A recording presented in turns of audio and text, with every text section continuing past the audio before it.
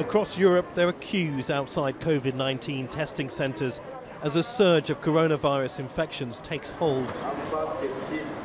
Here in Greece, planned restrictions have been brought forward after the number of cases more than doubled in a day.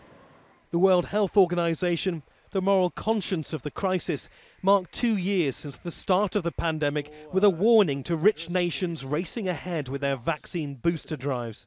This is the time to rise above short-term nationalism and protect populations and economies against future variants by ending global vaccine inequity.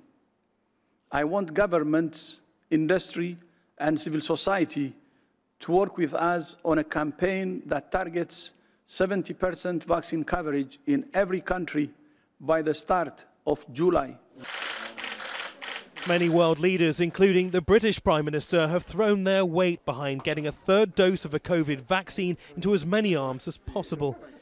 We know Omicron's a milder variant and that those admitted to hospital are spending less time there, but it's highly contagious, meaning large numbers could still need hospital care. It's also affecting frontline staff numbers. Absences tripled in London's hospitals this month, and nearly 10% of the city's firefighters called in sick. The overwhelming majority of people who are currently ending up in intensive care in our hospitals are people who are not boosted. I've talked to doctors who say the numbers are running up to 90% of people in intensive care who are not boosted. If you're not vaccinated, you're 8 times more likely to get into hospital altogether. In Germany, an urgent appeal for people to rein in New Year celebrations. The number of cases there is now believed to be 2 to 3 times higher than official figures.